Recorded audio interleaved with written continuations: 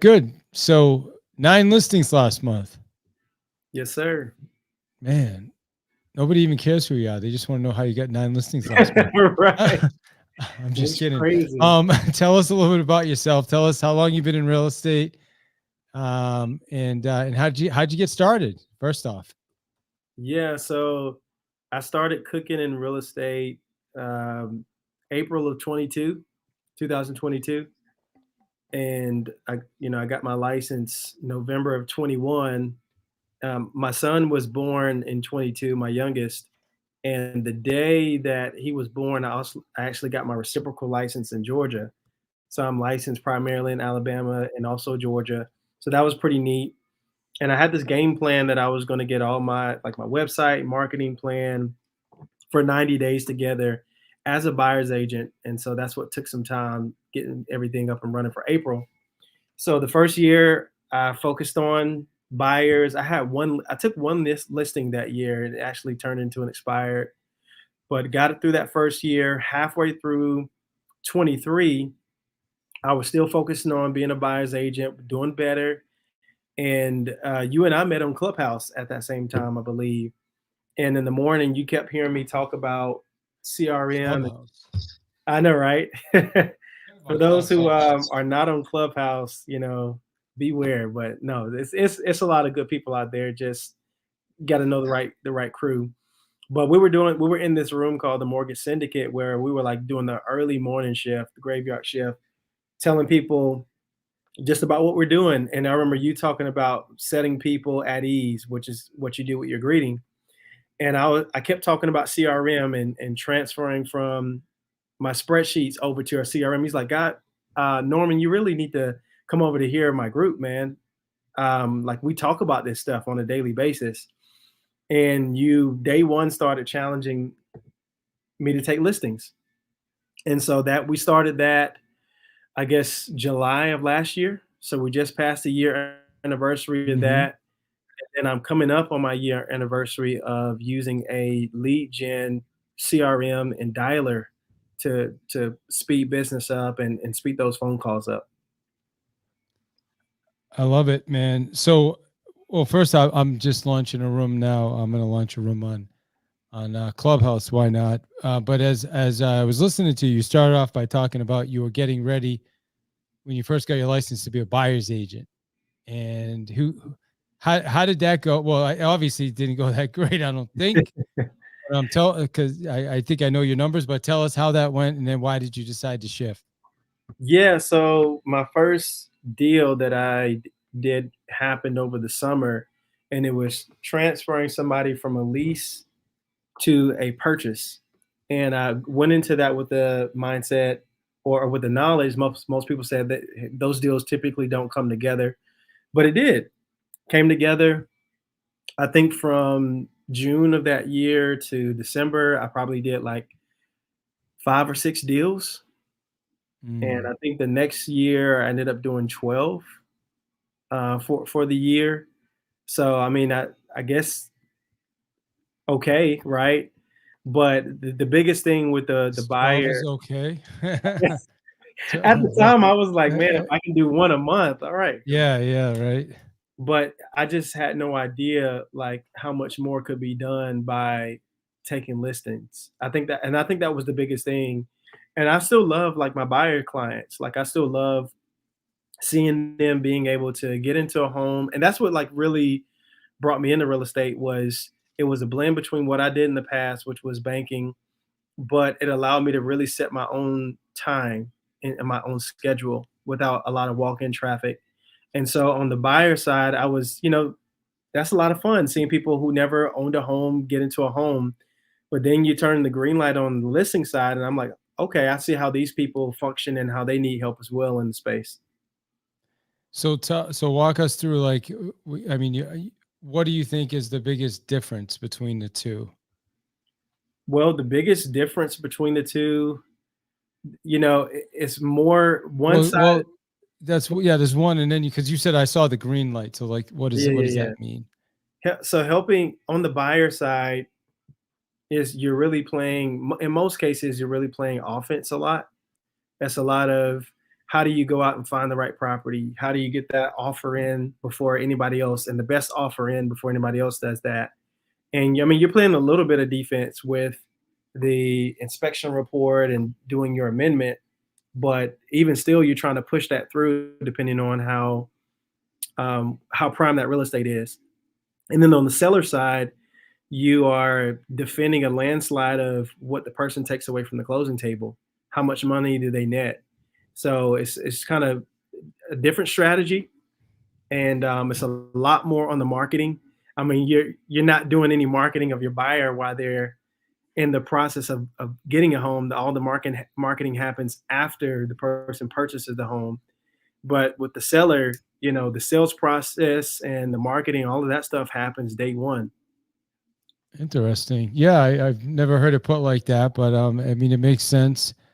I think the way I look at it is the listing side is pretty much all offense. Well, maybe in certain markets it wasn't. In this market, it certainly is because man, you're putting on listings and like we're having to fight just to get people to look at it nowadays. It's crazy, man. Like, but I mean, you're in where are you located? You're in Alabama, by the way, right? You do Alabama. Yeah, and I'm on the also part Alabama of Georgia. Yeah, the largest university. How's the market out there? It's good, man. So anything that is great and priced appropriately is flying off the shelf. So I have properties that the same day we got showings, and within 24 hours we get offers over asking. And then I've got properties that maybe the client wants to sit back and wait. And like you said, we're trying to the showings are trickling in, and it's like provoking the market, working with the client to help them with their property and get the property sold. Yeah. Well, I have a listing that I've been working. It's a really nice property. I think the market in our area is shifting a little bit. So I'm trying to just think now as I listen to you, am I playing offense or defense with the seller now? Because I feel like I'm talking to the seller, every day we're communicating. I mean, I feel like it's both, because I mean, he wants to know what's going on. I've got to keep him confident that I'm the right guy. And, showings have been slow. It's the market is definitely getting a little bit tricky out there. I'll tell you, a lot of people sitting on the fences too. So with all this happening, how are you getting out there and finding all these people that are willing to pull the trigger now? Yeah, I think it's consistency, and it helps when you have a really good coach. David, Yeah, well, you know any good coaches out there? well, I do. I mean, yeah, I definitely am. It's honor to coach with someone like you or coach someone like you because you show up, you send the numbers, you put in the work, right? And that's half the battle, but it's ultimately you that's putting in the work, right? And so tell us, like, for people listening, Yeah. 9 listings, where did most of those listings come from?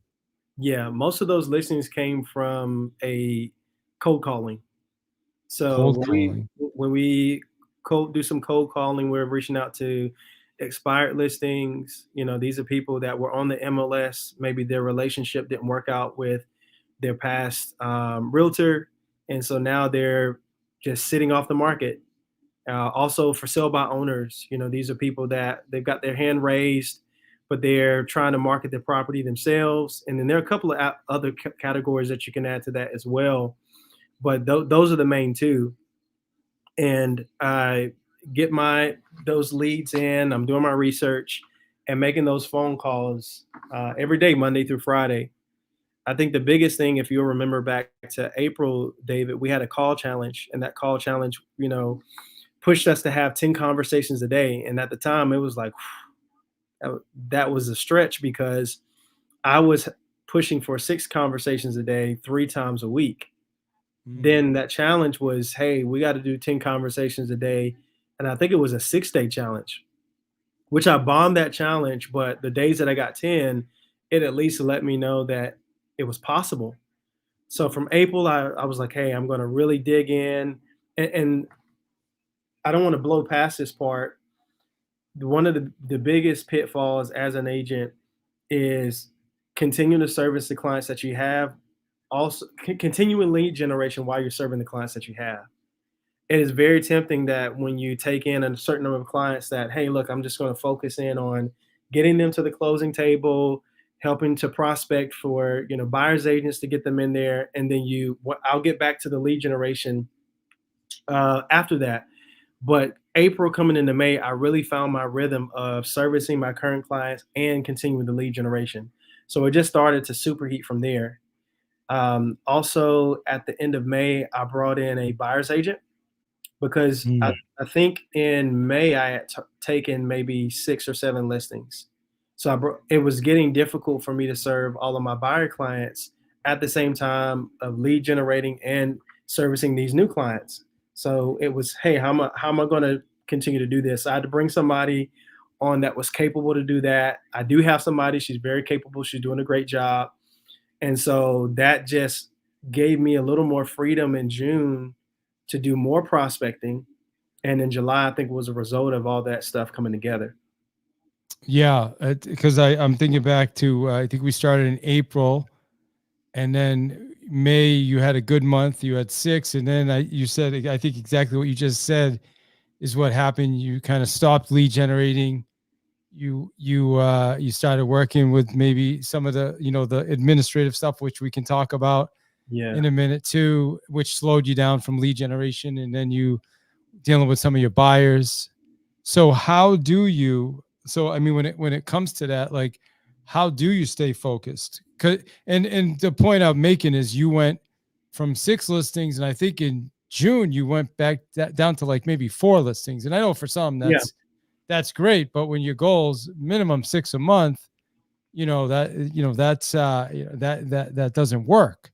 that's right. And so then you went down. Now we popped it right back up to 8, or I'm sorry, 9 for July. So how did you deal with that for people listening?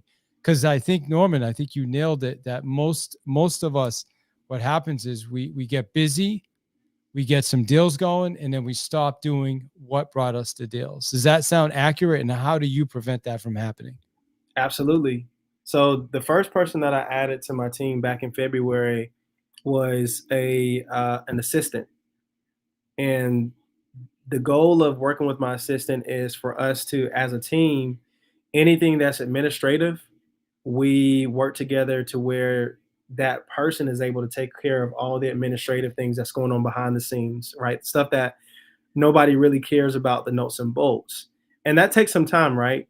When you think that to get to a point to where you're bringing in, because all of the leads that we have are not, they don't hatch at the same time.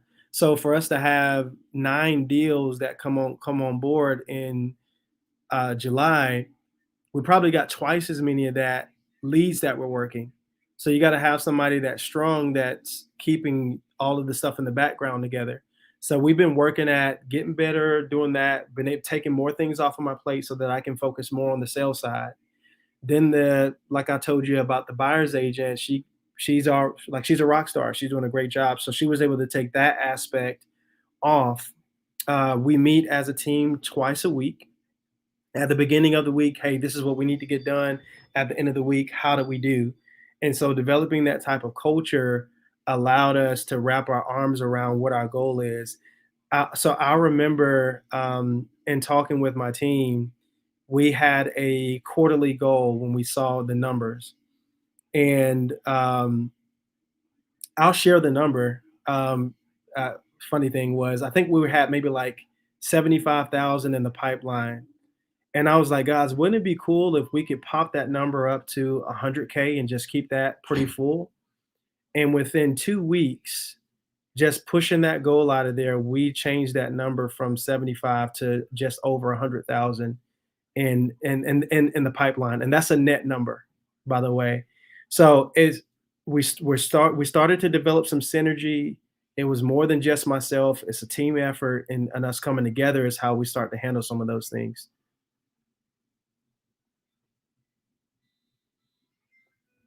Oh, Muted myself. I had to go. I just realized the air conditioning was not on up here in this oh, studio, and it was getting warm, so I had to go turn that on. I muted myself.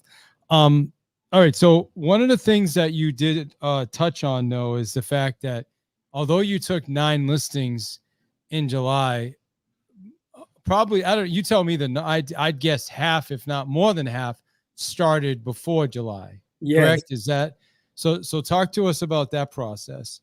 yes. So some of those deals were like 2 months in the making. So these were caught people that maybe they started as a for sale by owner or they came off the market back in May. And so anytime that I speak with someone for the first time, I introduce myself so that they know who I am. I try to find all the ways to stay in contact with them, which is on the phone and email.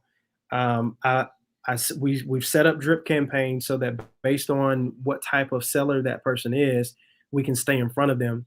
And so by staying in front of them on a weekly basis, sometimes two times a week, 3 times a week, depending on what is necessary, you kind of get like a feel for what's going on with that person, and then that all of a sudden it hatches when it's ready. I had one person that told me, "Man, you wore us down." It was a for sale by owner, and the cool thing about the drip campaign is a lot of times it's set it and forget it, because when you've got like 26 different campaign or emails that's going out at whatever frequency, I've had people that reached back out to me via email that said, "Hey, I really appreciate this email. This has gave me the information that I was looking for." And I was like, "Oh yeah, I forgot they were on the drip campaign," because I'm also reaching out to them on a weekly basis. So all of that, yeah, all of that stuff that wasn't just a result of work that started July 1st. A lot of that was work that started 2 months prior. Yeah. Yeah, I think that's important also for people to realize that it typically doesn't happen on the first call. I mean, sometimes it does with expireds and FISBOs, but the majority of the time it doesn't, right? And sometimes it's would you how many calls would you say it is on average before you get somebody to first meet with you and then actually list with you? Yeah, I would say, it depends on the person, like, I can kinda get an idea of where they are, but somewhere between 3 to 5 conversations. Hmm. So that's about 3 to 5 weeks on the phones. Okay. And you said kind of joking around. Someone said, "Oh, well, all right, man, you wore me out. Come on over." I mean, talk about that. Are you okay wearing people out? Because I think a lot of people hear that and they think of that as like a negative, right, Norman? Like, Yeah, oh, I could never do that. I wouldn't do that. That's pushy, aggressive. So talk a little bit more about that. sure. So what they were saying, David, is that they appreciated the follow-up. They appreciated the fact that they were giving me some opposition and saying, "Hey, look, we're not interested," and pushing through that, not from a place of like being a bully or being self-serving, but just saying, "Hey, look, I'm a professional. I'm here. I can get the job done. I'm here to add value along the way so that if and when you're ready, I'm the first person that you think about to help get you across the goal line." And so that's what that looks like, is staying in front of people. And they at first when especially if it's a for sale by owner at first, they're not gonna. I mean, they're for sale by owner. They want to sell the property themselves. They got into this because they see the benefit of marketing this property themselves without an agent. But there are certain realities that they may not be aware of, or expectations that they have that aren't fulfilled over time. And so an agent that's staying in front of them starts to become a little more appealing to say, "Hey, maybe there is something to working with an agent. Maybe it is time for me to partner with somebody because this is not what I signed up for. This is not what I expected." Yeah. So why are you able to do that though? Like what causes you to be able to call somebody three, four, five, six, eight, 10 times if you have to over time when people say no, no, I'm all set, or I've had people literally say to me, yeah, just I'm all set, like just take me off your list, and then I'll call them back a month later, they forgot they even said that to me. Next thing you know, I'm listing their house, right? So how do you keep moving forward in those types of situations? Yeah. So there are a couple of ways that I would answer that question. I can remember as a kid, when there was something that I really wanted or being tested, that my response would be to come back and kind of prove myself, or have the opportunity to say, hey, no, I'm going to stick this through. Or I can remember one challenge, David, just to make it fun, when I used to be heavier, like overweight as a kid. And I remember people talking about, hey, you're always going to have that weight on you. He's always going to be a little chubby. And in eighth grade, I remember I was like, man, I don't like that. I don't like people like kind of talking about what they feel, what box I'm going to fit in. And then I was able to lose weight, play football, and kind of developed a physique that I was proud of. And there were always like these little moments through my life that I can look back to, that sort of resilience paying off. And so I think I look at that from a personal standpoint, being personally motivated is, hey, resilience really does pay off in the long run. Now, from a environmental standpoint, I know how important being in a group like yours and being around other people who are doing the same thing, and also having a coach who is, asking how committed are you to getting this done, are very important. So to the environment aspects, we meet Monday through Thursday, and there are other people that are doing the same thing that I'm doing, making the phone calls. They're working to have the same level of success. So we're keeping each other motivated. But I remember it was either April or May that you asked me, "Are you ready for another level of accountability?" I was like, "What do you mean?" He's like, "Are you at a point to where you can commit to texting the number of calls that you're making, the number of appointments that you have for the day, and the number of listings that you're taking for the day?" And I was concerned about that level of commitment because I knew what it meant. And I'm a husband, I'm a father, I serve in my church, I do extracurricular activities, and sometimes life gets busy, right? All the time I feel like life is busy. So I know when you make a commitment like that, sometimes it means 8 o'clock at night, after you have done everything that you needed to do for the day, you still got to pop back on the phone and pop out another 3 to 4 conversations. So when I made that level of commitment, again, David, that kind of personal resilience kicked in to say, Norman, you made a commitment. Are you going to fail, or are you going to make this happen? And I think all those things came together to bake the cake, so to speak. Yeah, I love it. Well, and I know it's for you. It's about commitment and just doing what you say you're going to do. And I think that's really, really important. Something else I wanted to get at though, and I'll tell you my thoughts, and then you tell me your feeling on this. The reason that I'm willing to call somebody as many times as it takes is because I truly believe I can help them. I really believe they have an issue. The house didn't sell, and I believe I can help. So no matter what they say to me, and if they don't believe it, that's the challenge, right? You call them and like, yeah, you're just like every other realtor calling me now. My house came off the market. They don't believe it, but they don't have to believe it because I do. So that means I'll call again, and I'll call again, and even if they're grouchy to me, like I called somebody this morning, Norman, and he was extremely aggressive and grouchy, and you know why? Because he probably just got called by 15 people. So how would you feel if you got? So I literally was like, hey, you know what? You're probably getting a lot of calls today. It's very frustrating. I'll give you a buzz back in a couple of days, and that was it. And he hung up on me. I mean, he hung up. So, so I mean, talk to me about your process. Like, why do you keep calling? Yeah, same thing is, I'm the type person, Dave, that if I can see it, then I got it. So I remember the first FISBO that I called, then the conversation or whatever, it was like, okay, hey, thanks for calling. We're not interested right now. And I think this one, it was a second call, I got an appointment. And when I talked to him, he was like, you know what? I've just been getting all these phone calls, and I don't know what it is about you. Matter of fact, one of the things that he told me was that he appreciated the fact that I was calling from a local number. And he said he wanted me to come over. And once I came over, met him and his wife, we talked through everything. The numbers made sense. and they gave me the opportunity to market the listing. We got them under contract within a week and got the property sold. And I was like, oh crap, this stuff works. And not just some of the time, but a lot.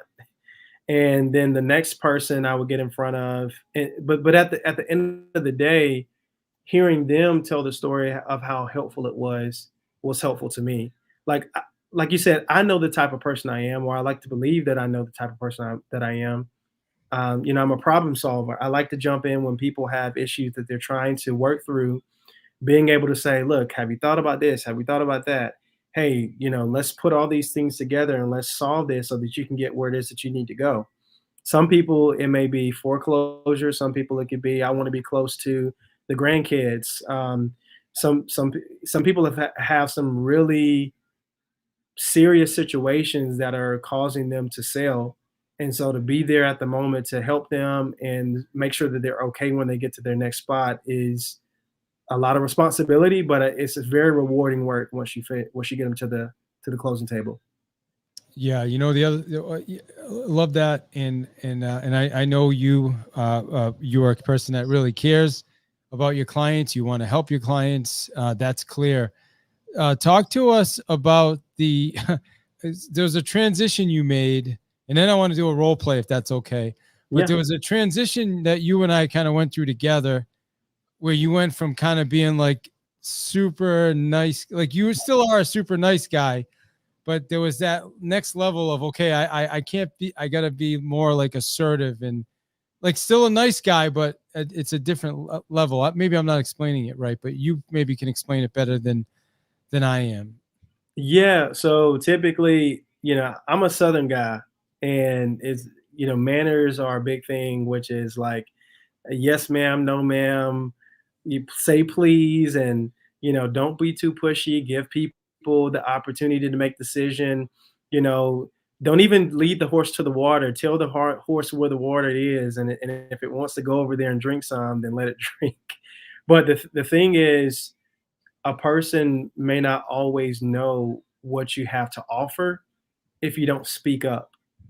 And so I've learned better, hey, you got to speak up, not because it's about you and making the sale, but that you have to speak at a certain volume so that a person pays attention to the help that's actually coming across to them. You know, they may be focused on what they want out of the situation without knowing the like we talked about, you know, putting your house on the market, or not the market, but selling yourself by your home by yourself. You may be thinking, oh man, when I put this on, people are going to see it on Zillow. I'm going to get a phone calls from all these buyers, and you know, in 24 hours, I'm going to get like 10 offers. But then you start getting phone calls from all these people that don't even live where you live, which is, you know, I know it's, you know, I'm not saying anything against that, but it's the unexpected things that they have to deal with. And so when they get to the point that they're frustrated, for you to be here and say, look, I'm here to help you. I deal with this on a daily basis. I think they won't know to reach out to you if you haven't been there in front of them speaking loud enough, to let them know that you're here to serve them. Well, how So do you? Well, yeah, sorry. So how do you go from? And maybe you were going to answer it. I jumped in. My apologies. That's that's all right. bad podcast host. um, but let me. So I want to simplify the question for you, because how do you go from being Mr. Nice Guy, like I don't want to be pushy, I don't want to seem too aggressive, I want to be the Southern, like, hey, you know, Oh yeah. how do you go from that to saying, you know what, I'm going to be assertive now. I'm going to tell them what it is. I'm going to keep them on the phone. Even if, you know what I mean, Mhm. that's the transition I think I was trying to get at. Oh, got it. Yeah. So there's two things. One, hanging out with people who are not like you, because not everybody has the same personality. And learning, then the second thing is learning what's appropriate. So I think I've heard you make some phone calls and some other people in the group make some phone calls, and to hear how people respond, I'm like, oh, it's okay to say that. Really? And hearing that it was okay to say that and it not be rude to ask certain questions or make certain comments that are direct helped me to take that step and say, okay, this is actually a good thing, Norm. It's okay to be a little more direct. It's okay to ask more questions. And so sometimes just seeing other people model that behavior has been helpful to me to know learn what's appropriate. Okay, I love that. And I think what you said too, for me, it comes down to being able to control the call, Yeah. and especially when you get somebody on the other line that's aggressive, like a D type personality. Yeah. You have to be able to kind of adapt, control the flow of the conversation, and whoever does that is ultimately gonna win, right? That's Um, right. and so I think the people that are the best at this have become really, really good at right away being able to connect with someone. And if they're super direct and to the point, you want to be super direct and to the point right back to them. But you got to be able to establish that value. You got like 3 seconds, 3 to 5 seconds to say, okay, this is why you should be talking to me. Yeah. Right. Like that's like, so let's do a role play. You want to do a role play for Yeah. everybody? Absolutely. All right, cool. So you call me. I'm gonna be what am I? A FISBO and expired? Who Sure. you tell Both. me? Both.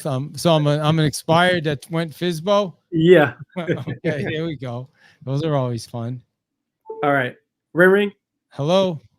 Hey, this is Norman. I was calling about your property on 123 Main Street. How are you? Yeah, I'm good. It's off the market. Yeah, sure. I saw that, that your property's in my coverage area, and just curious, are you still working to get this property sold? Oh yeah. I'm definitely looking to get it sold, but I was with an agent, and now I decided to sell it myself. Okay. Yeah, that's fair.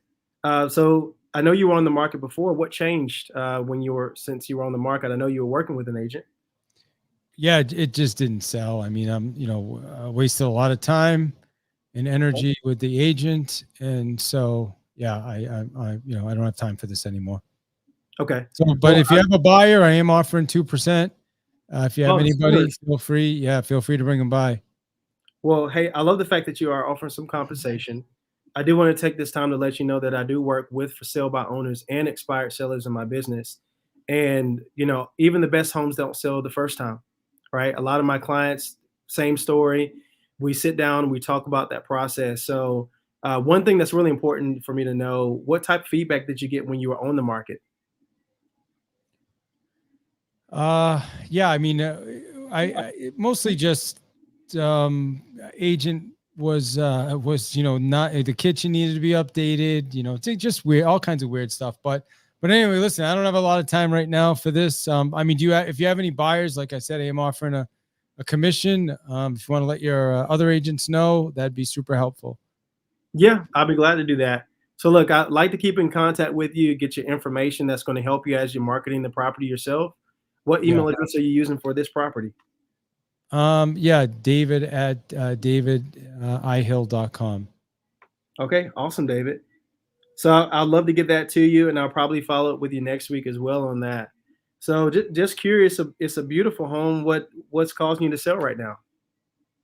Well, the reason we're selling is we're moving down to Florida, and we got to be there for the holidays. So we still have some time. Okay.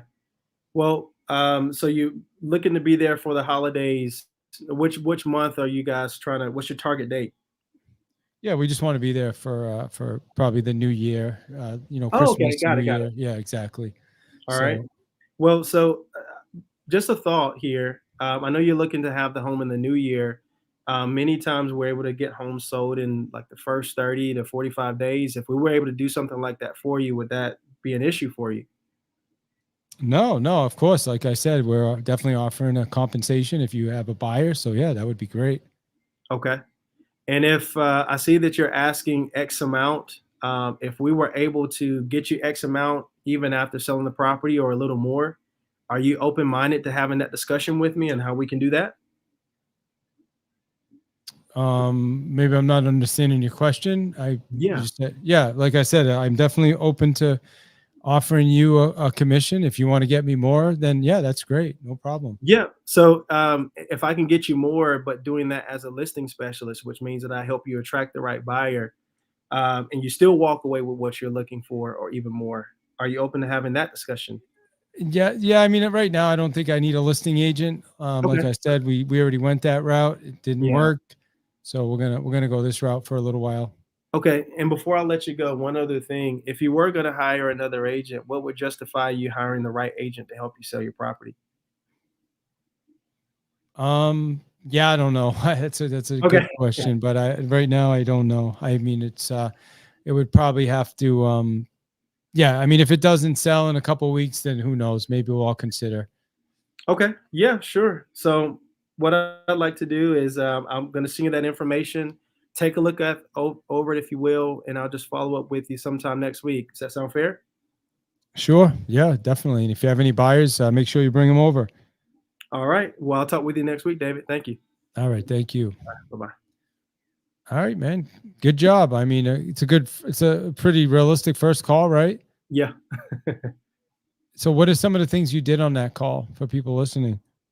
Yeah. So at the very beginning, I let them know that you have a property in my coverage area, which so I'm not calling outside of the area. I'm familiar with where their listing is or where their property is.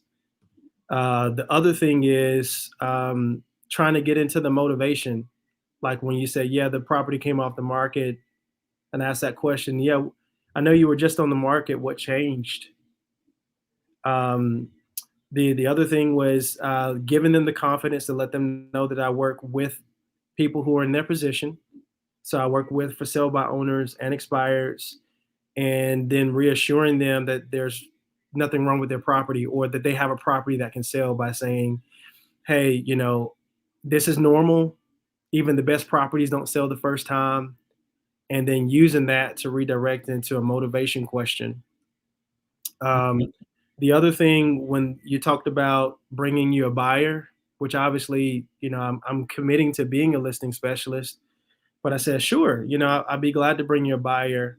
What's the best email address to keep in contact with you? And like I mentioned before with the drip campaign, I'm going to be sending them some valuable things that they can actually use even while they're marketing the property themselves in the event that they are looking to hire someone in the future. I love it. Yeah, that's good, man. And again, I like your approach is so laid back, which is great. And it works well for you. Obviously, you took 9 listings in July, so I love it. My approach, I'm probably still quite a bit more aggressive when Yeah. it comes to those calls. But hey, that you know what, I think both of them, and I'm in Boston, so it definitely culturally a lot different.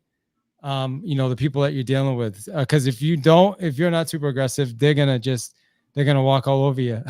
Yeah. Yeah. Yeah. It's kind of funny. Although the people are, it's funny because I've made some calls out, southern, and although the people are nice, they're still pretty hardcore and Oh aggressive too. yeah. They- They just have a They'll let, nice front on the front end, right?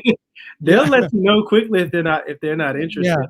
So my thought process is, hey, I'm here to help, but I'm a professional. Like that's yeah. what I'm trying to communicate. And the questions that I ask are, I want to provoke thoughts.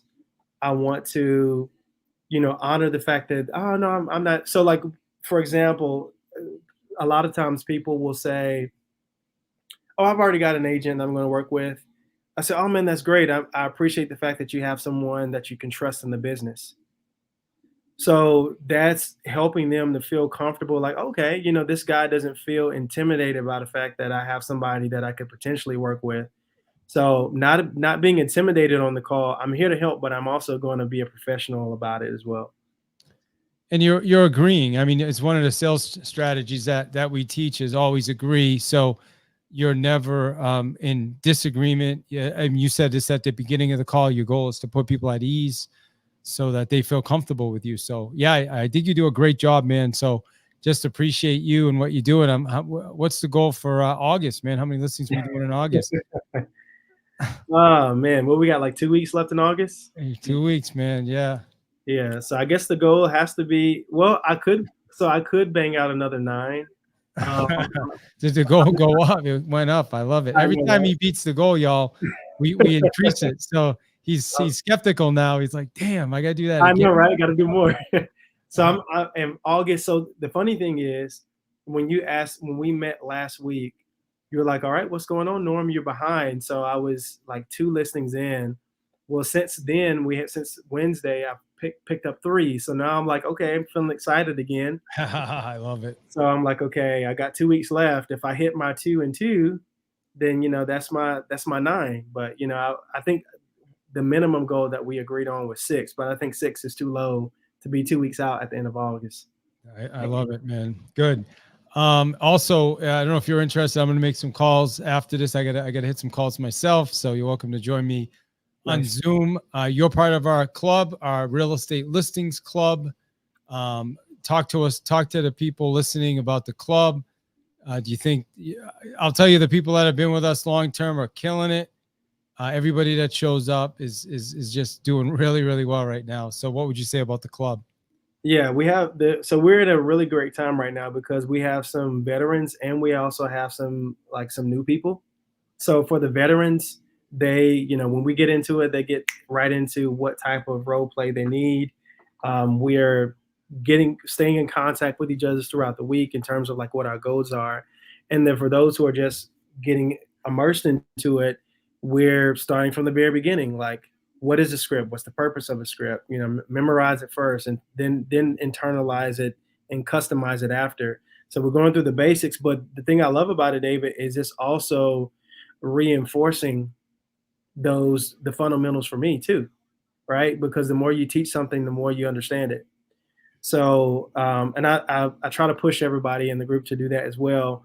The second thing is, and not everyone gets into it, is the Path to Mastery videos that you have. I think you've got like close to 130 or 120, something like that, videos. Yeah, the university, we call it. In the university. Yeah. And which is great, man, because the pacing of it, if you're just doing one lesson a day, you grow so much. You get so many nuggets. You get so many tools that you can start to build out and improve your process over time. So I think it's very valuable. I think, anybody in any market can take advantage of it, especially hearing from agents that are in other markets. And then also I've been able to do some referral stuff through people that are part of the group. So it's a great opportunity to pick up some referral opportunities. I love it, man. I love it. And so if anybody's interested, make sure you go check out realestatelistings.club. You can join Norman. Norman teaches 2 days a week in the club. And then you got me 2 days a week. And then you got over, I don't know how many hours of content, hundreds of hours of content on any question you have. You just type it into our university. It'll give you a short video that'll walk you through it, from cold calling to follow-up strategies, right? And everything in between. So Norman, is this too aggressive, man? If I called you, let me give you a quick call. Ring, ring. Hello. Hi, Norman. David Hill, Central MA Homes. I'm giving you a quick call. I saw you at a house for sale by owner, right in my coverage area, Norman. Hey, I just wanted to apply for the job of getting that sold for you. Oh, thanks, man. We're all set, but if you have a buyer, be glad to bring them by. We are paying some form of compensation, just depends on what the offer is. Okay, I love that. That's perfect. What I'd like to do is come by and take a look at it. So you're already paying something. So what I've been able to do, Norman, for some of our clients, including a client on Lakeside Ave, is actually sell their home for more than they're actually asking, and then add our fees on top of that. So if I could do that for you, is that something you'd be interested in? Well, sure, but is that something you can guarantee? I mean, I think when we looked at the numbers, we're pretty fairly priced. Yeah. Yeah. And so what I'll do is I'll look at it and I'll give you my best honest assessment. And if I don't think I can do it, then obviously we won't do business together. If I do, then I want to help you. I just had a client on Lakeside. We ended up netting him an extra $36,000. I mean, that was after paying my commission. He walked away with an extra $36,000 more than if he would have sold it himself. Wow. Okay. I mean, yeah, if you could give us an extra 30 to 40, I mean, let's talk. All right. Awesome. I'm available this afternoon at 3, or would tomorrow work better for you? Yeah, if you can do that, you can come over now if you can get the extra 30 or 40. All right. I'd love to come now, but I'm probably coming around 5:30. All right. So I just wanted to do that because I want to show you guys, like, literally it can be that simple. It does not, like, Norman's super nice guy, great demeanor. Obviously what he's doing is working at a high level. Or you can come in and just be like, bang. Depending on your market, you'll know which one works better. I'm in the Boston area, so you got to sometimes get right to it like that. And then again, the majority of my business does come from follow-up too. So, so I gave you guys a little bit of a contrast because you'll have Norman teaching and then you'll have me teaching as well if you guys decide you want to take advantage of the community. So, hey, appreciate Norman. Did I miss anything? But actually, how do people get in touch with you? Yeah, right here. So I'm on most platforms, social media. So it's my name. You'll see me on Instagram, Facebook, LinkedIn, TikTok, most of the platforms. Yeah, just search for me there. Referrals, man. You guys got to do referrals with this guy too, right? Yeah, so I'm on the Georgia-Alabama line. The closest university to me is Auburn University, although I'm not an Auburn fan. Go Tigers, right? And then I'm not. A lot of people ask me about Atlanta. Atlanta is about 90 minutes north of me, although I do know some Atlanta agents. So if you're completely green to Georgia and you're looking for some great agents, I do have agents that I'm in contact with at least 4 or 5 times a week. So give me a call. Awesome, man. Well, yeah, make sure you guys give Norman a follow on his socials. Connect with him for that Alabama Georgia line. We also have other agents that are in Atlanta, coincidentally, speaking of Atlanta. So Norman, anything I missed? Anything that I should have brought up that I didn't? Yeah, make a decision today. Make it fast. Wow. You can't be. That's the biggest thing that I've learned is being ready to make a decision can change so much for you. So if you're listening to this and you've got to this point, you've invested enough time to at least make an investment. Yeah. Well, and I like to say play to win too, Norman. Like that's, I think a lot of people play not to lose as opposed to playing to win. And playing to win is you're going to invest in yourself. And, like if you use both of us as an example, there were many times on your role play with me where you could have hung up, but yet you asked another question, right? Yeah. To me, that's playing to win as opposed to playing not to lose would have been like, well, okay, I'll follow up with you, or after the email, okay, yeah, I'll send you an email and get back to you, right? But you didn't. You got the email and then you asked another question. And to me, that's playing to win. So that's awesome. Final thoughts for everybody listening. Give us a final thought. Something about the prospecting game that you want them to know. Yeah, stay committed to a plan. Get in the right environment that's going to help you to do that. Real estate is not rocket science. There are some things that if you've not been introduced to it, especially in having conversations with people and cold calling, there are some like a skill set that you need, but really once you've learned that, being able to have a group of people that can help you stay accountable, having a person like a coach help you stay committed and avoid certain pitfalls are immensely important. So get after it, make that decision today, y'all. Appreciate you, man. Thank you. And look forward to working with you continued. And let's take that. We're going to be at 10 listings a month before you know it. So That's right, man. Keep up that work, my man. All right.